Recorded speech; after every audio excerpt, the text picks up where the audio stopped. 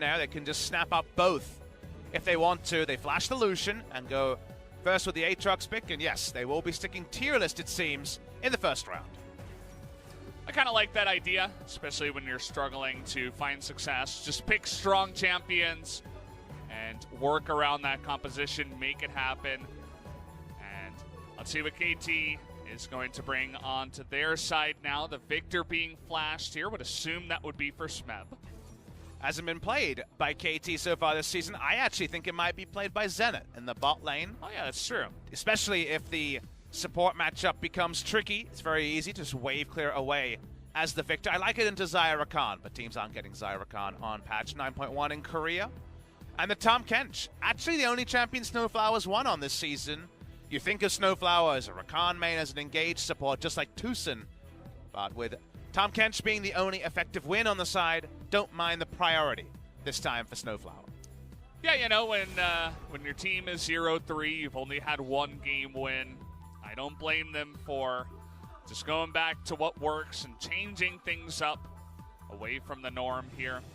The Victor you mentioned also, very good to just farm up against the Lucian. You just shut down that lane. You say, I'm not going to trade with you. I'm just going to clear waves. And you have the safety of the Tahm Kench as well. So pretty good pick there. I don't see any coverage bans from KT against the Urgot. Is something you can do. Jinair, so far I've only played Aatrox in jungle, so it could be the pick for Malrang, but both sides have pretty big air of flexibility. Only the supports and most likely the Lucian are locked into their positions. Kha'Zix ban against Score. Urgot, sorry, not Urgot, Galio and Kha'Zix has been a famous duo for KT in the past, and it is one of Score's highest win rate champions, so don't mind it as a ban. Should help for the skirmishing matchup for Malrang, who, like we mentioned in the opening, has been the most impressive performer so far on the side of KT Rolster. Could up onto that Aatrox. We'll have to see what Jinair wants to do there. Like the Lissandra ban, KT also just going along the tier list. Believe both Linderong and Grace can also pick up that pick. What will be their last ban will be the Rise. Common pick, after all that. Common pick into Urgot and Aatrox, so in this case, just want to not have to deal with that champion. Jinair, second round. Jungle might be overall fifth pick, because that would extend the flex of Linderong, or you can just go for the Xin Zhao, which is the strongest skirmishing jungler, at least of the champions we've seen so far in LCK Spring. So we'll just be the Xin Zhao here, so it's only a two-way flex for the Aatrox between solo lanes. Action onto KT. Need to reveal where this Victor is going in this round of the draft. Yeah, which means that potentially Smeb would have to pick up a blind top laner if BDD is going to be jumping onto the Urgot. But look at this. LeBlanc is going to be flashed. We've seen some players have success on the LeBlanc. Lava comes to mind, and BDD going to have another shot at the LeBlanc as well. Cool to see him on the LeBlanc. All the resident LeBlanc players are returning to it. Oh, a wow. jungle Karthus hover here. We know already played by a Freak of Freaks, and Score played plenty of this in solo queue. It is certainly not a skirmishing matchup into Xin Zhao. If Xin Zhao gets the drop, you just die. Hovering, extended hover here. Will they lock it in? I wonder, Valdez. The answer's going to be no. They're going to pick up the Jax, actually, which has found some success here. And don't mind that at all. We've only seen one game of it, but looked pretty good. We'll see what Score can do on that pick. It's against the OG Jungle Jax player as well in Malrang, who brought it to LCK in the past. Right now hovering a Lulu. Not sure about these hovers we're seeing.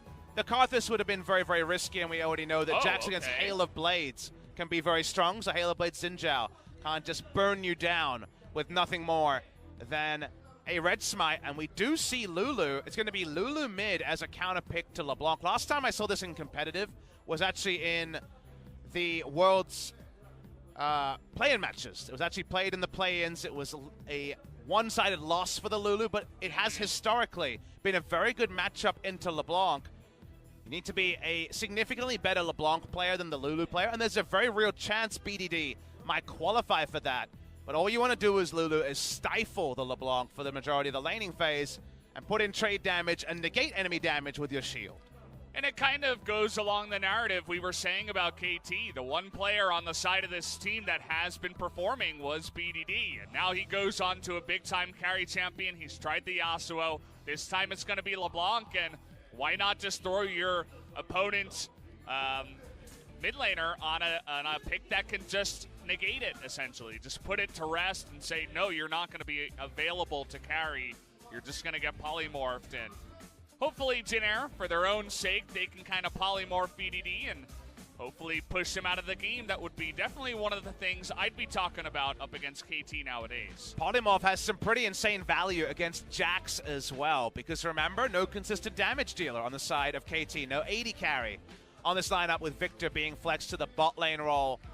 We got the rollouts on the enemy side. They have Illusion, and the Jugger Lucian play was how SKT famously beat CJ in one of the best ever LCK series we had. That was the semifinal of spring 2015. 4 years later, you can still put a lot of utility in a Lucian and have the Lucian hard carry you. So here we go, guys. Game number 1 will start now.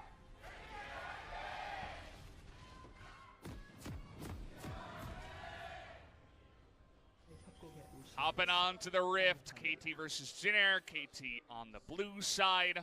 Lots of fans actually showing up here. KT Rolster, not going to lose any of their fans, of course, even if they go 0-9 in the first half.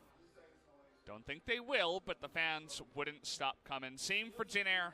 All the fans here in Korea, very, very loyal and faithful to their teams. But does that loyalty extend to week number 6 if these two teams are both around the bottom? Yes, the Jin Air fans are veterans of suffering. Shout out to any Jin Air fans out there. Sorry about that, guys. The sad plane does reign supreme recently. But KT fans have always been around, in and around it. If you think about it, Valdez, the last time they really struggled to any degree was, again, spring 2015, where they were off the pace, where they weren't a contender at all. Since then, they've always been a contender. They were finalists in summer of 2015, and then from there, always perennially 3rd, 4th, 2nd, or 1st. So right now, that's looking like it's not going to be the case. Let's draw our attention to the viewers for Score's secondary rune, and the Inspiration does have Futures Market for that faster first enchant. Now, will that enchant be the much more normal Cinderhulk or one of the other choices? Because Jax actually has 3 enchants you can consider. In solo queue, it's Devour, Trinity Force, full carry. Warrior enchant's decent on Jax as well, so we'll wait and see what the decision is there as Malrang level 2 on Xin Zhao, putting some doubt into Smeb's mind. It seems very common nowadays. Start the red buff, go up to top side with the sweeper. As you mentioned, you just put the fear into the heart of the top laner. You always keep him guessing.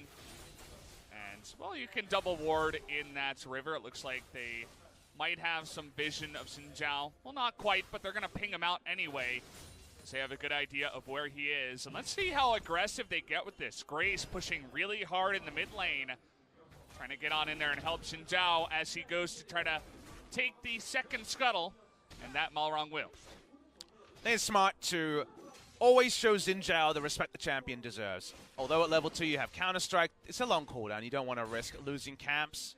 Xin Zhao has the ability to contest you at your enemy red, but also just take down the Scuttle. So Scuttle's vacated 2-0 on that one. On the side of Jin Air is going to be very interesting to see the CS totals in mid lane. To me, Lulu is a lane counter pick to the LeBlanc and should be able to control the LeBlanc, but because of the nameplates and because this matchup isn't the most reliable, we do see sometimes LeBlanc just randomly bursting down Lulu again and again. Times have changed. Item breakpoints are at different moments as well, so let's learn a bit more about the matchup. For now, Grace showing a lot of respect in the mid lane. Well, you get that speed up. You don't necessarily have to polymorph. You can just give yourself a bunch of speed, dodge the chains, but you still get electrocuted. You still sustain a ton of damage here, but doing a nice job of staying alive in that matchup. That's really what he's trying to do in this one, but this time he is going to get chained up. Not going to cleanse that one. Notice that he also has the cleanse. And that's the part that's a bit surprising to me, because it's one thing to take a champion who's polymorph and shield, negate a lot of damage, but then also to go cleanse, it's ultra defensive. This is very much a pure shield rather than something that can track Lulu, the LeBlanc in a side lane, then teleport, ult the Lucian, and the rest is history. So this is very much about that. As mid lane, BDD's got one spell, maybe. Oh, there you go. Has the vision as well. Easy first blood. As Malrang flashes in for that one, BDD not able to get away as the pick works out for now. Yeah, one spell, but maybe not one distortion, so no way out. He uses his summoner as well. Very nice gank timing from Malrang. We've already sung his praises. He's looked good on a lineup that's 0-4, and he finds another first blood to add to his collection. Yeah, and as we mentioned, he picks up the first blood. He helps out his team, gets the push on in here for Grace, but Jin Air, after getting an early lead, need to do something with it. So we'll see if Malrang can begin on his carry. We'll take a look here at the replay. They have the vision on the distortion. They say, okay, we're just able to flash on into him, and there you go. First blood, coach is happy. Everybody on the side of Jin Air happy as well. Not quite hooting and hollering like a Freak of Freaks yesterday, but at least going to be relieved to see. A piece of good news for Jin Air. Malrang continues on his quest. He hasn't backed yet. He's just using his machete. Going to hit level 5. Pops the sweeper, and who knows if he might not be going for a second gank before his first back. Well, you know he's going for this Scuttle Crab. Who's going to win the fight, though? We got items here on score, but he's down a level. Sees the Xin Zhao and still has to give him respect. That's the third Scuttle Crab that Xin Zhao Malrang here has picked up, so fantastic start for him. Really vindicating the second round draft of double jungle ban into Xin Zhao power pick. Well played so far by Malrang, who is actually going to go Cinderhulk on the Xin Zhao in this game. Balmy Cinder on the first back. He was the first to go Tank Jax, and I guess Tank Xin Zhao is something he's looking to go here. If you consider the team fights, you dive in as the Xin Zhao, and then you're plopped by a Chaos Storm, Urgot, LeBlanc, and Jax might just turn on you. So I don't mind this as an adaptation, because usually Warrior Enchant will at least get you a big advantage over the enemy jungler. Because it's Jax and his ability to negate your first 3-4 autos with a Counter-Strike, it's probably lower effectiveness than other matchups. And then with the 5v5 also in discussion, this is probably a pretty inspired flex from Malrang.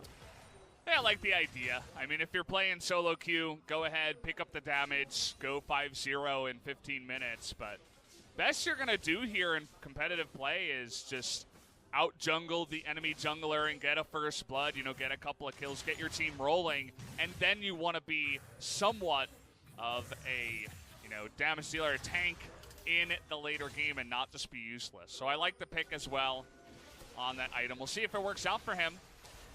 It's definitely a don't try this at home, like you say in solo queue, but I think in most team comps, Xin Zhao gets more value than against specifically what KT has. So because of that, for this one game, we'll learn more about it and how deep into tankiness he goes. Malrang himself going deep into the enemy blue buff. CS not great for Grace, but is staying within 10, and this should just be a blue buff steal from Malrang. So Malrang was spotted on the Ghost Portal. He was pinged a couple of times. Looks like KT knows about this, and they're just going to give it away. It's so much respect that has to be shown to that Xin Zhao. And just another way to shut down the LeBlanc, I suppose. You can take away that blue buff and shut down the harass onto the Lulu. Lulu herself maxing Q, so focused on wave Q in the mid. Predictable, but something that we should always discuss. Right now, been unable to shove the lane, so lost a bit of CS bot lane. Zenit's like, no, spit me out. I wanted to continue the fight. Didn't look good in the beginning, but began to look better once the Chaos Storm came out. Grace has awkwardly had the minion wave about where we're seeing it on screen, which is why LeBlanc has extended over a wave of minions advantage. Chain goes wide from BDD.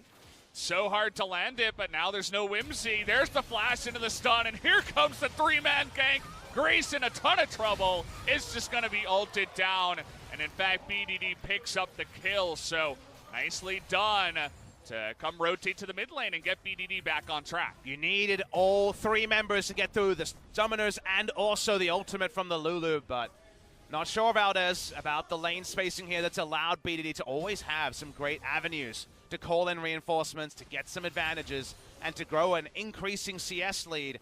Fall behind in CS enough, just like we saw in those Worlds play-ins. Moments like this can happen, and it's because on the left side of the screen, minion wave being frozen under the turret gives room for Smeb Score and BDD to do their thing and get BDD, like you say, that welcome first blood.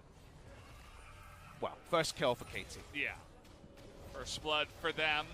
Feeling much better about that lane. Lulu's items are so funny here as well.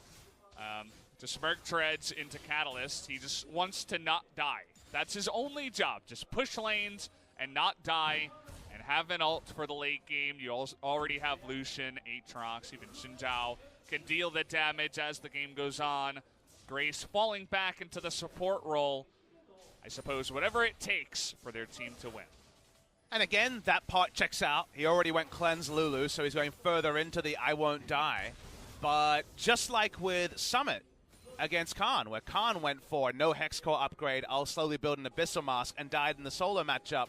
Problem here is, in the mid game, he's going to have Merc Treads. Let's call it a Rod of Ages, just because there's not a lot of magic damage synergy here, but maybe just a Abyssal Mask, we're not to know. But we'll say Rod of Ages, and then half of his third item.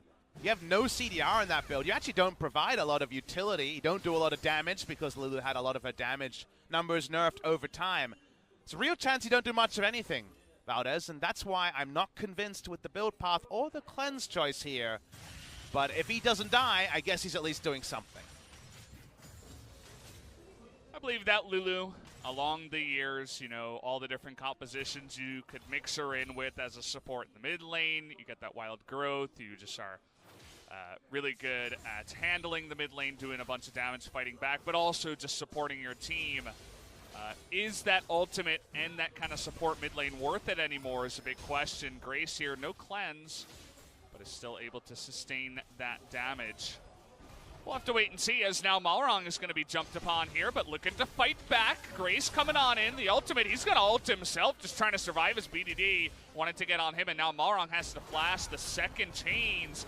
Now we got Snowflower in a bit of trouble. 2-on-2, has the gray health here. Zenit trying to just push them back, but taking an immense amount of damage from Root. Is also going to back off the play, as it felt like KT won the first one, and then Jin Air won the second one. Snowflower didn't have flash. He actually had exhaust heal at the time, so that's why it was a great time to turn on him and potentially burst him down. If Kellen had gone Rambo aggressive rather than backing off, there might have been kills there. Both of them exit at about 200 health on the side of KT. So it's a close one, like you mentioned. Malrong did go Hail of Blades. When we saw Clid in this matchup, he went Phase Rush just to maneuver around. Knew he couldn't actually take the 2v2. But the moment the score opens with the Counter-Strike, there is a chance to actually burn down. Nothing doing there. Grace backs off.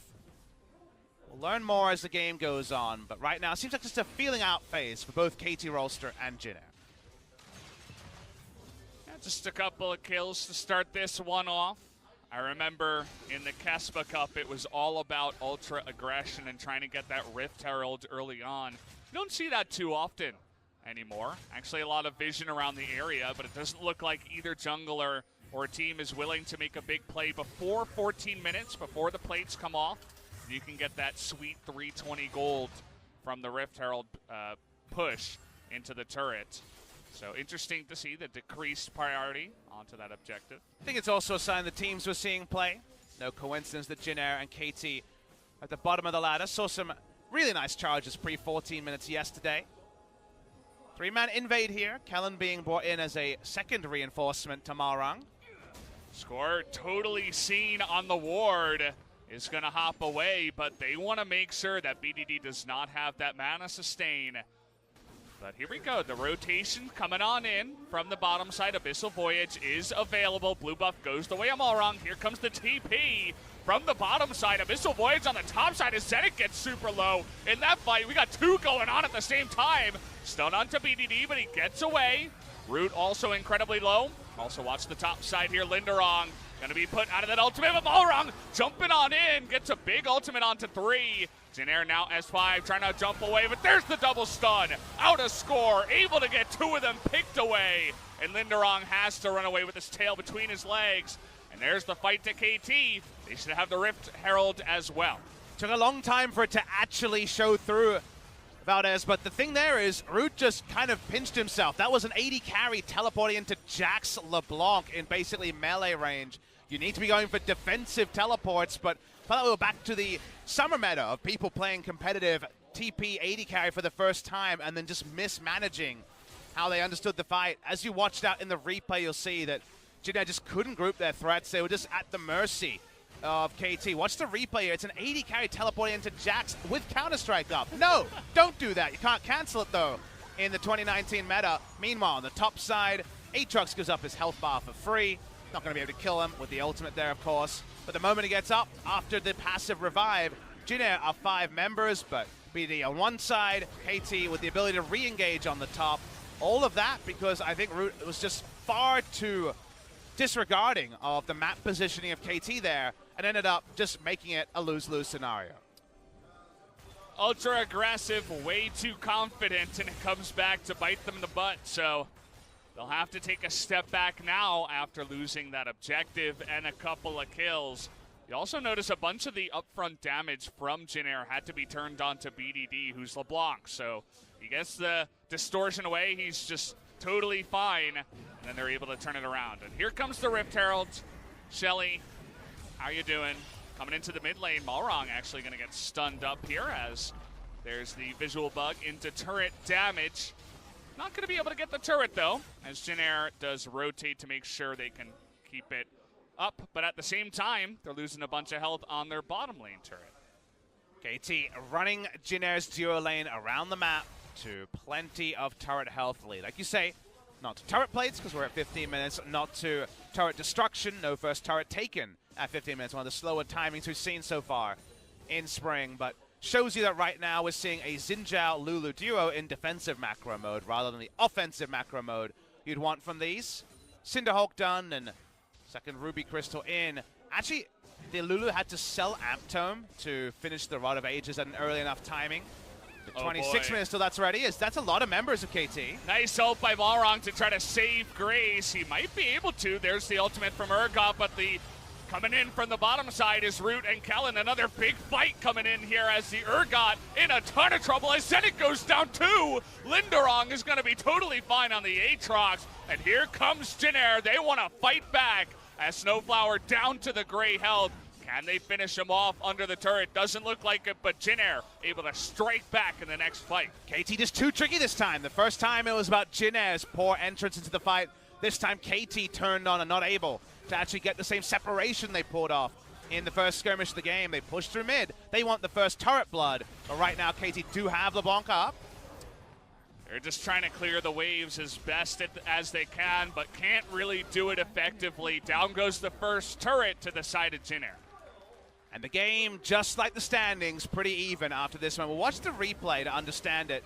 Zenit and Snowflower come to try to herd away Jin Air, but they go down. Like you say, Malrong disengages pretty well to begin this. Grace is out of the fight, Malrong's out of the fight, but Smeb walks in alone, and the only person who really has a relevant power spike at this point is Root, who just gets to free hit onto Smeb.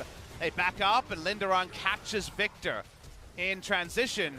So KT, the first idea is good, but because of the disengage, they also chase in too deep and get turned on by Jin Air.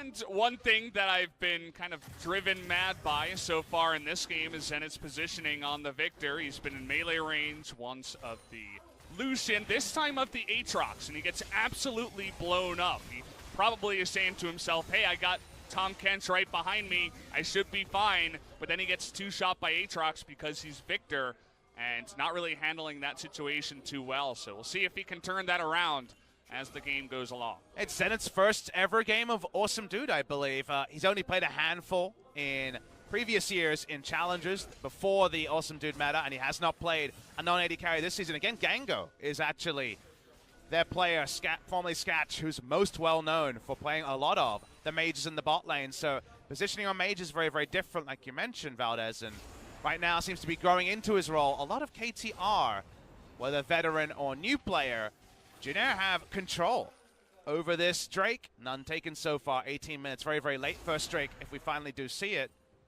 But the moment the Root can combo a second item here, finish the Black Cleaver, I think KT have to be very on point about how they enter a fight and not just rely on Urgot in the backline.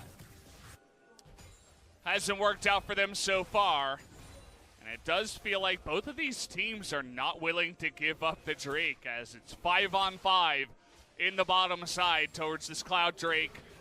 Scuttle here is taken, and Zenit in a lot of trouble once again, has to flash away. There is the Devour, and now Linderong once again distracting the rest of the team as Snowflower and Zenit are going to go down towards that Cloud Drake. Just kind of out of position. Nice clamp down there by Jinair. BDD, he's trying desperately. He wants it so bad, but only one kill on the support will go the way of the LeBlanc. But it happens again, Valdez. Feels like bot lane and the rest of the map are not on the same communication level. They just get taken down. This time Zenit had flash, but nowhere safe to flash to, and Tom Kench easy to go down to.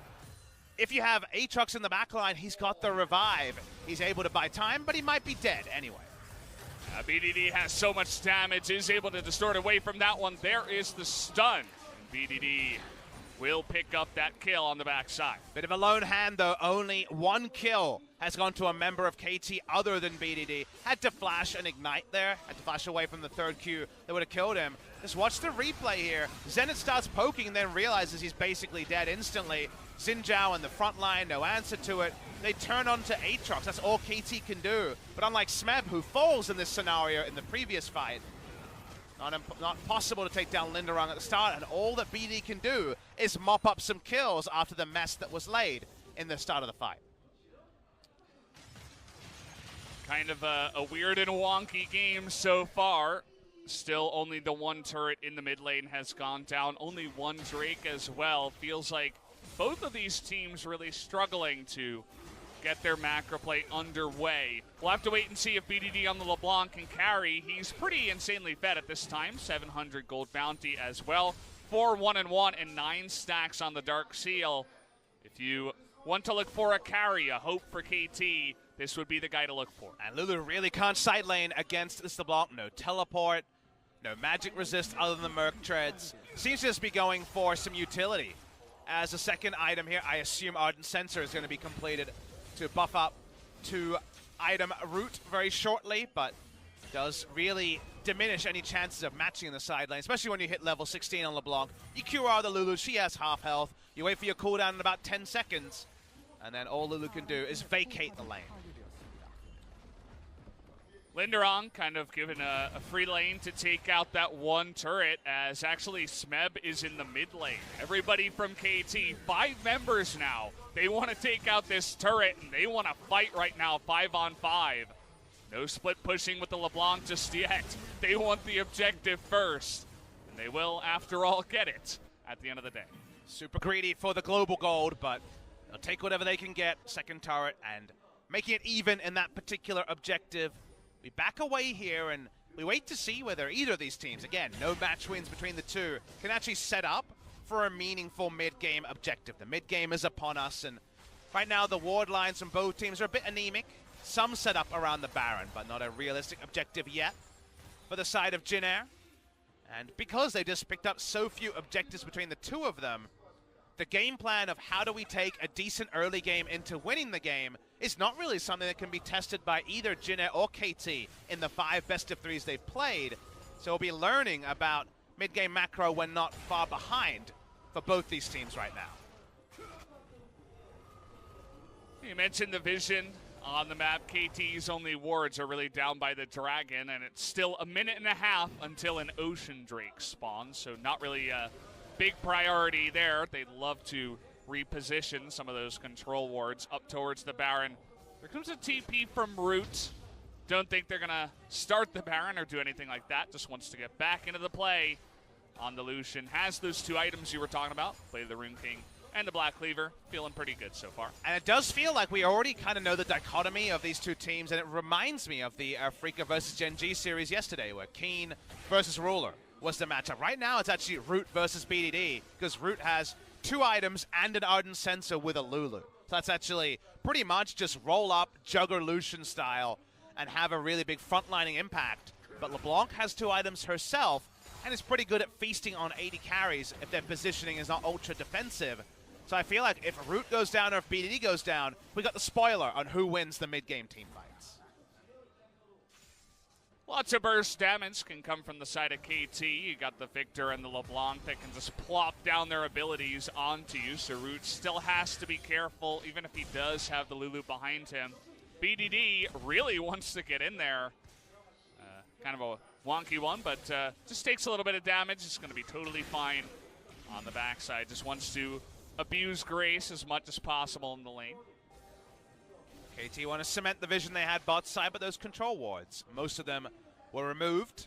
Like you say, it's an Ocean Drake, but I think Jin should be fighting as we see them opening up with the culling. Again, this Lucian is really big. You can add items to the Lucian build, but he's never relatively more powerful than he is right now at 24 minutes. So given the timer, I think they should be fighting, and they seem to agree. They want the fight, forced wild growth onto Grace just to make sure that he does survive up on the top side. So if we do have a fight here that does end up being a 5-on-5, they would love to have that cooldown, but it doesn't look like either team wants to go for that fight just yet. Jin would like an Ocean Drake, and KT say, sure, let him have it. We'll take a turret up in the top side and some vision around the Baron. They don't really care about this Ocean Drake right now. Grace just won't be able to side lane against LeBlanc.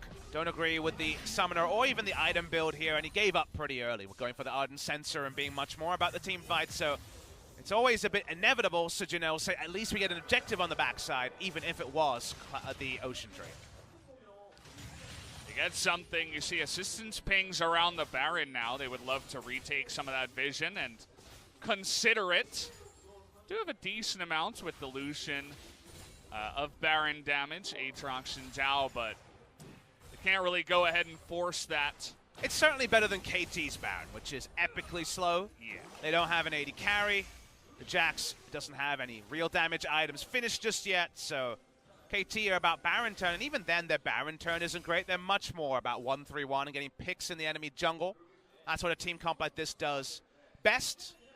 In a pure team fight sense, they have little to no initiation as well. So that's the kind of awkward part of teaming the Victor with Urgot, LeBlanc as solo lanes. They really do want BDD to be a raid boss in the side lane and make it so there is no good side lane matchup, because if that doesn't happen, KT kind of at the whim of what Jin decide to do and having to outplay them at Jin's game of choice. You see the pushing of BDD on the top side. LeBlanc not the best at clearing waves. Can try to do it decently fast. It's much better at level 16, but still, after that, not that fantastic. We'll see if Jin can force another fight, as it looks like they want to get on in here. Kellen running straight at them. Zenit is going to be devoured on up. They can see LeBlanc, so they're happy to go in. They know they're stronger if LeBlanc isn't grouped. Just forcefully taking the region, essentially. 5-on-3 saying, okay, Baron Pit is ours. Baron Vision also ours, but pushing the top side and the bot side does continue from Smeb and BDD. KT still have that 1-3-1 going pretty strong.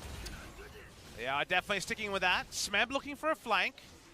Not on Cannon this time on the Urgot, though. First Urgot of the season for him. No defensive vision for the side lane pushing, because they haven't been able to invade and put down wards in either the red or blue side jungle of Jinna. KT desperately need to do this, but so far it's only just a single control ward from Snowflower. Snowflower score. That's probably the duo that needs to be putting down. I want to see them light up either the red side jungle or the blue side. You prefer red side so that you have at least some implied Baron threat, but I think the blue side jungle is probably the easier two, and the Urgot's doing just fine in the Aatrox matchup. But with no vision, it just means this game is likely to drag on a bit, Valdez. Isn't that the way it goes between a couple of the lower level teams here in the LCK? It's funny to say that about KT. They want to prove me wrong here, getting on top of Kellen. Nice amount of damage there. And he get popped. The stopwatch comes in, and here's the Root nearly actually takes out BDD on the backside. Now Balrog getting on in there. Score in a little bit of trouble. Is going to have to hop away, and there he goes. Down goes the Victor on the left side, as he went a little bit too close to the sun, and Root finally doing his job. And finally we see Lucian Lulu as a duo, and LeBlanc doesn't matter. She's already out of the fight. They're able to go through the mid. It requires the flash from Root, but it gets the only kill of that extended team fight. Seems like both teams are backing away. Jinna don't feel strong enough to actually leash the Baron. They're just going to sit in here and try to bait it for now, but second you see the Lucian, you know it's not happening, and that's just going to be it. It's just going to be the one kill that does go the way of Jin Air here. Let's take a look at how this happened. Call is made. You assume by BDD with his on-the-way ping on the top side saying, we've got a flank opportunity here, and they absolutely do. Malrang just gives up on the walls and comes in. Kellen flashes away from what would have killed him in the Chaos Storm. But watch how much damage Root does when he finally gets to open up. He gets the Lulu utility, he turns on to Zenit, Zenit dies in half a second. That is what Lucian and Lulu have always done as a duo, and that's with them starting off on the retreat and only at the end getting it to open up. Can't really blame Zenit either. In that one, he was doing the lasers from afar, but unfortunately when you get flashed on and you don't have anyone to help you out, the Devourer was actually used on BDD to save him from the culling away from Root. So Root essentially doing his own job to make the kill happen in the first place. So props to him. Looking good so far. We'll see if he can continue it. He's picked up a Maw, actually, as his third item. Wants to deal with BDD and Zenit and all their magic damage. What does it tell you that he wants to do? It tells you that he is going to frontline. It will be the Jugger Lucian, and I was kind of saying that because people remember it as a term. Juggermore, of course, very famous, but originally you say in the early game, especially, well, Aatrox and Xin will be the front. It's not actually a Jugger composition. If you're going more of Malmortius Lucian with this Lulu, you are frontlining. So that's going to be super fun to watch, and that's what Lulu and Lucian could do. It allowed Lucian to use every Relentless Pursue for attack canceling, for the maximizing of damage rather than defensive positioning. Seeing the opening up here, do notice that Lulu is not grouped. She was dealing with LeBlanc. LeBlanc's going to get there first. Trying to hop on into Kellen now. Root is going to get exhausted, but still doing a lot of damage.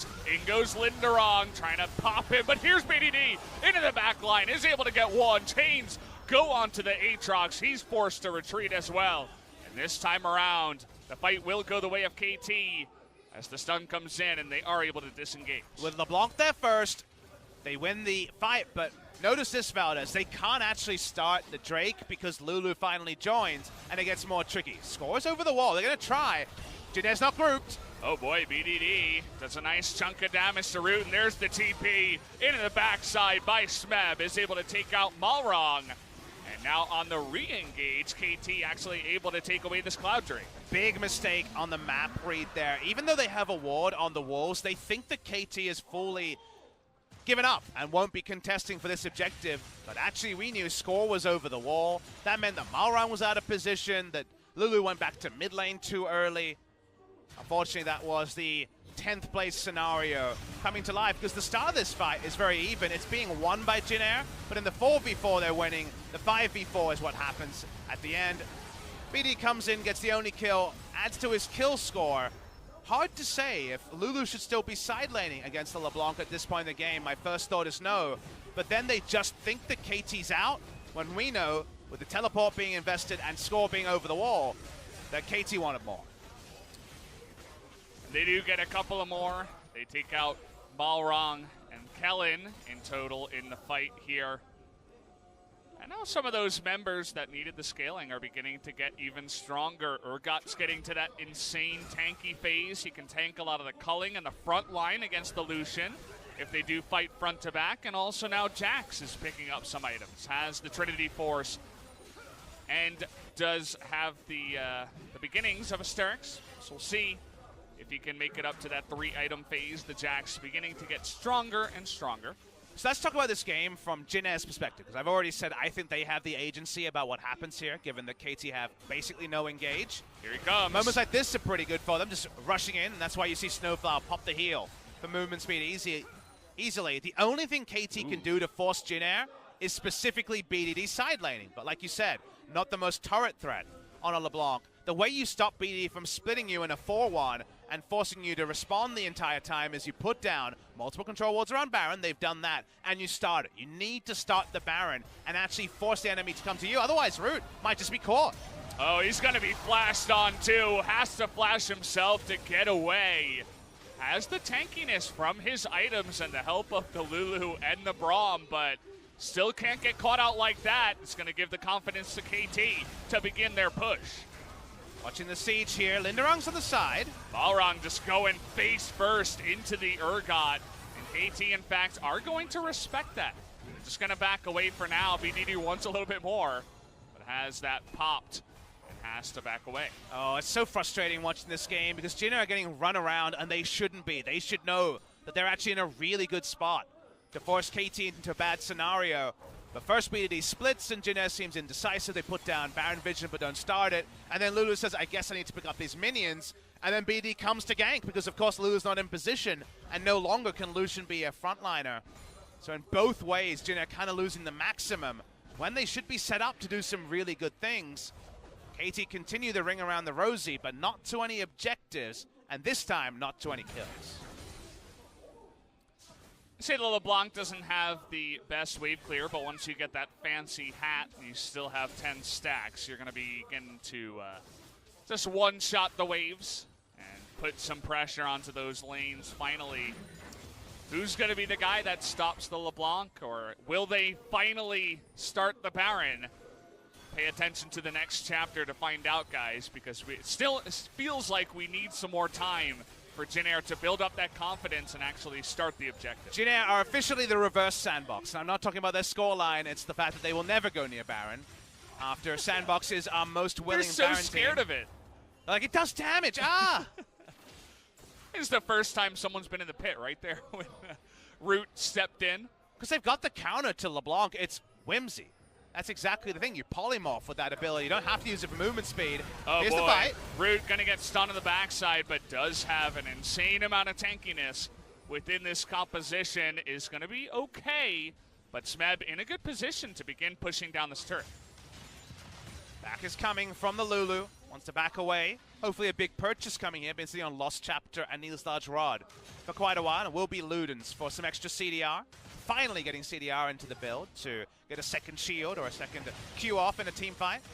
Smeb takes away blue, but Lulu's not going to be very mana gated at this point in the game with a Lost Chapter item. He backs away considering his options. No teleport on Smeb. TP advantage and Baron Pit can be controlled so easily if they just walk up there on the side of Jin Air. It's another time for that B word, the Baron, to be their focus, but instead we're watching the sideline. You have a lot of words, Papa Smithy. The B word, the S word. Bringing them all into the cast here. How about the E word, the Elder Drake? It feels like we are not past 30 minutes, but we actually are, as the game has been dragging on. And Malrong, oh boy, he's nearly going to go down. Has an Ignite ticket. He's just going to die after the stopwatch as finally BDD can begin to one rotation some of these champions. So he doesn't have to dive after the AD carry. Like you say, not everyone can have the same magic resist stacking. Wild Growth was supposed to be used onto Malrong, but actually used on Kellen because the stopwatch was invested. They're not going to start the Baron here. This is what you want to do to at least put an idea into KT's mind, but they're not going to stick on it. They've only got 4 members, and they will be spotted on vision. Yeah, they put the idea into the minds of KT and immediately snatched it away, saying, no, just kidding. We're not going to start it and score. Going to essentially just solo down the Elder Drake. And now KT finally look like they have a chance to push this game in their pocket as they do take the lead in this one. I think they should just make the game about Baron. They haven't been able to in the previous parts, but now with the Elder, they have the buff, and they say, Jin Air, if you want to stop us, you got to fight against us with Elder. Smeb from behind with that Righteous Glory is going to be kind of awkward on the backside. Grace taking a bunch of damage as Smeb not ready to engage just yet. The Baron started and stopped. KT also not ready to take it just yet. As okay, Smeb going to be engaged upon this. Might be their time to go on in. Unfortunately, the Braum abilities do get missed. And unfortunately, no stun does come in. So the Devourer gets in there, trying to blow up Root this time around, but the shields are there to keep him alive. As over 100 magic resist and Lulu grouped, so is able to push up. What's Jin Air's next move going to be? Again, they have to find a way to get some control on the map. Right now, they put down a single control ward. They don't feel strong enough to actually face check the pit. So a couple of backs are granted the side of KT. Look at all the armor that's been stacked by Smeb. He has the Thorn Mail, Adaptive Helm, and also further armor on top of that. KT teleport back in. Couple of sweet hats done. Jin Air can't afford to get picked, but the pick damage is getting pretty crazy. Well, we're going to reset here at 38.5 minutes as BDD returns to the side lane. Has the blue buff now, so actually does have a lot of ways to just continuously clear that wave up on the top side. Still looking for Root here, but can't quite grab him on the mid lane. When will KT actually build up the courage to start this Baron? They're running out of time with their Elder buff. There's only 30 seconds, and BDD is backing, so it's not going to be anytime soon. Baron damage, like we said, pretty low on the side of KT. So it seems like right now they're not going to do that unless they're in an outnumbered scenario. Jin going as 5. Well, it's 4 in Lulu, but you get my point. Trying to clear out the vision. They just feel very defeated in terms of how they're positioning on the map. Super, super defensively, and gold lead 6,000. Lucian's strongest part of the game has been kind of evacuated without any advantages onto the side of Jin, and yet you still feel like Jin can battle back in this game. It's not impossible. We've seen KT lose from what was a very winnable scenario against Kingzone. In that previous series, they still don't have an AD carry. They are still very much about burst. 2 hats for the side of KT now, as Victor also has the Rabadons completed. The game is far enough along that a lot of the members on the map have nearly completed their full item builds. A lot of flanking attempts here from KT. See Smeb on the right side now. Score trying to do that and protect BDD in the top lane push, but still no turret, and now it's BDD and Score up against Grace, not quite able to burst him down. In comes Linderong. They're going to try to go for the fight, but Score is going to respect it and flash away. Root clearing in the mid lane. Just about vision. There's really little new happening in this game. I'd love to give you more insight, but it's just a lot of Jin already feeling that they are looking for a KT mistake, and KT fishing but not being able to actually cement a kill. That would mean Baron could be started. Here's Smeb fishing. Trying to get on top of Root here. That's the big objective. He gets pretty low, but will survive.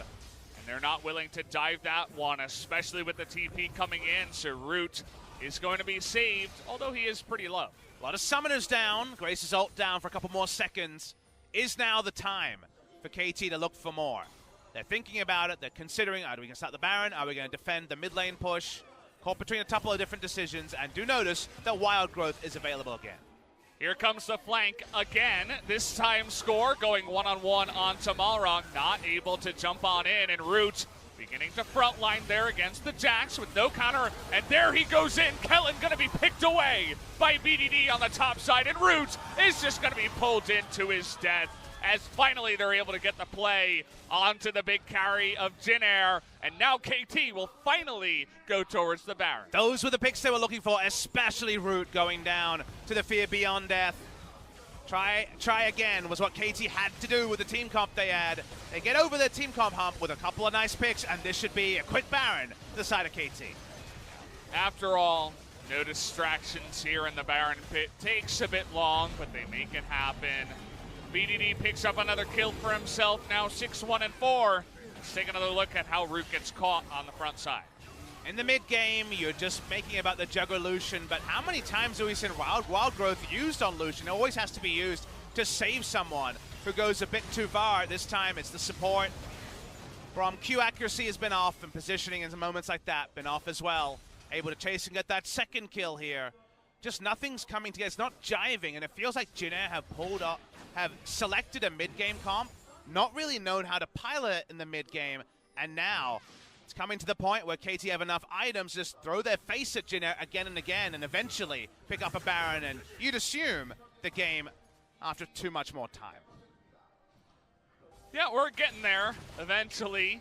Double Void Staff now on the side of Zenit and BDD, as in fact the Victor had the most damage in that last team fight. A lot of that was just dumping everything he had onto the frontlining Lucian and eventually getting the job done with the help of his friend Urgot. They get the pick and they get the Baron, and the push will come in, and nobody on the side of Jin is strong enough to go up against BDD. Now Score can be a side laner as well.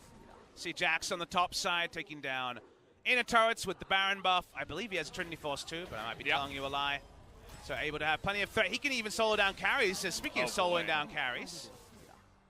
That's why nobody can really side lane against BDD. Thankfully, he doesn't have blue buff, but it's not going to matter as KT Rolster is going to push 3 inhibitors, maybe rotate it into a, well, 2 inhibitors into a third one perhaps, but in fact, Linderong pretty tanky himself with his own Guardian Angel on the top side. They'll stop at 2 as KT up about 10,000 gold, feeling pretty good about this game. Definitely agree, Valdez. I think they got this one in the bag at this point. It took a long time to come together, and it required a lot of inaction from Jin Air that I don't think other teams would have been guilty of in the LCK. This would be the second Elder, remember? The stacking buff is still there on patch 9.1. Oh boy. Kellen getting lasered down as now Zenit. He wants to be the frontliner as well. They're going to back off of that Elder. There's the 4-man stun from Score as he gets into the back line. And here is Smeb. It's going to be a total rout of a fight this time around. Double kill on the side of KT. Linderong has to be killed 3 times as he is the Guardian Angel Aatrox, but they're not even going to bother. They're just going to push in and finally take game number 1. Finally, the game will end. 45 minutes it took. KT Rolster gave themselves a tricky one with a draft that made it hard for them to actually grow a lead. They just waited and waited, and Jin Air, unfortunately, they return to their old game plan. They wait alongside KT. They couldn't afford to do that, and it doesn't matter how big Lucian was. KT Rolster will take game number 1. Took a little while, but eventually BDD and friends were able to take out the enemy team. It's kind of what it feels like on the side of KT Rolster. The LeBlanc pick definitely working for BDD, and the counters that Jin Air brought into the game not showing up to the same level. Little pat on the back of Zenit, who had a rough early game, but eventually turned it around on the Victor. We'll see if KT can build some confidence after finally taking another win here in the LCK. And I think they have to be glass half full about that game. If this is KT on a 3-game win streak, then you're like, okay, a lot of things to work on here. Unsure if we were playing it out correctly. When you have no wins, then it's just, we won a game, guys. Let's feel good about that. So hopefully they can parlay that into more confidence into game number 2. When it comes to Jin Air, I think you just need to change your ideology. We weren't sure about the Lulu, even though it's historically been a good matchup into the LeBlanc. We saw the cleanse and got worried, and they just never grouped and tried to make something happen. They grouped and backed away whenever BDD decided, almost like BDD was deciding whether Jin Air was going to group or whether they were going to go into a 4-1 territory. That meant that when the Lucian was the strongest, they weren't getting any value out of it. And by the end, any mistakes would be a LeBlanc or Victor pick, and the game goes the way of KT. Yeah, nice, interesting pick and ban there as well. It kind of felt like KT Rolster did want to bring in the LeBlanc from the beginning. They banned out the Galio as well, first ban in that one. But we're going to take a look at the MVP. I wonder who it's going to be. Would have to give that one to BDD myself. We'll go over the stats now. The MVP comes in that later part of the show. But yes, I think BDD are going to pick it up very obviously here. The numbers will be interesting just because the game felt eerily even though the gold lead was about 5,000 or 6,000 to the side of KT. I was still waiting for where is that frontline Lucian. He does a lot of damage here, 27,800, almost 40,000 for Victor, but 40,000 for Victor with his ability to poke frontlines, like you say, that's one thing. Over 30,000 for a LeBlanc is actually a really big damage total on the side of KT. For a 45-minute game, for about 25 minutes, the game was no significant gold lead either way. It only got extended around the 28 to 30-minute mark, and eventually, KT proved just too good. That they did. It took a while. I wouldn't say watching that game that I'm very confident that KT are going to be stomping teams as they continue here in the LCK. I'm going to need to see something a little bit better than that, Papa, but we'll have to wait and see what they do bring into game 2. After the break, will we see a big change in drafts from either team? There's good reasons and good arguments.